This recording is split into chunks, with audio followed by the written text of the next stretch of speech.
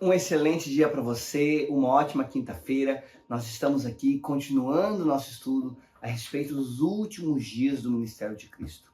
E eu quero convidar você a abrir a sua Bíblia em Marcos, no capítulo 14, e nós vamos ler a partir do versículo 60. Olha o que diz a Bíblia. Levantando-se o sumo sacerdote, no meio, perguntou a Jesus: Nada respondes aos que depõem contra ti? Ele, porém, guardou silêncio e nada respondeu. Tornou a interrogá-lo o sumo sacerdote e lhe disse: És tu Cristo, o Filho do Deus bendito? Jesus respondeu: Eu sou. E vereis o Filho do Homem assentado à direita do Todo-Poderoso e vindo com as nuvens do céu.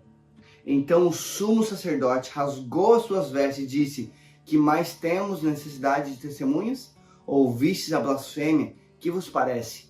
E todos julgaram réu de morte. Gente, aqui é uma das cenas mais tristes da história da humanidade. Nós temos o Filho de Deus, Deus encarnado perante os homens, aqueles que ele queria salvar. E aqui a cena que se segue, e aí eles vão começar a bater em Jesus, cuspir em Jesus, dizendo: profetiza, quem é que te bateu? Humilhando a Cristo. Jesus não precisava passar por nada disso se ele tivesse ficado no céu.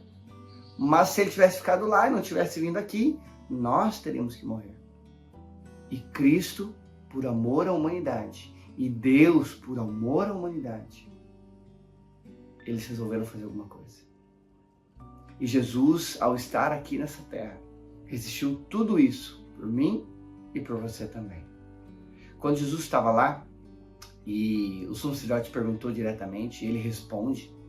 O sumo sacerdote rasga suas vestes, algo que, se você lembra bem, lá no Antigo Testamento, era proibido ao sumo sacerdote.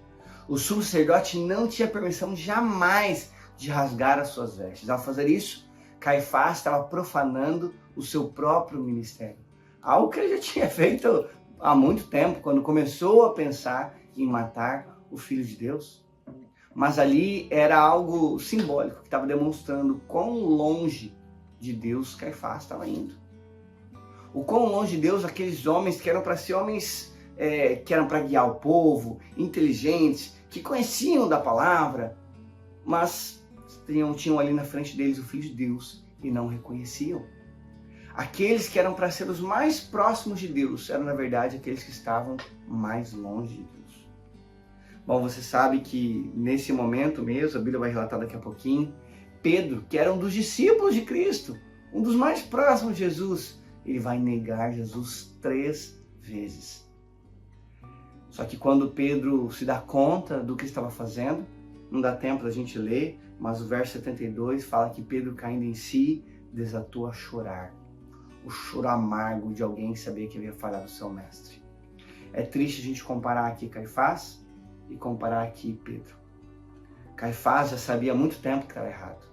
Você acha que os líderes já não tinham visto que Jesus era diferente, que ele era o Filho de Deus? Tinham, mas o orgulho impedia de mudar.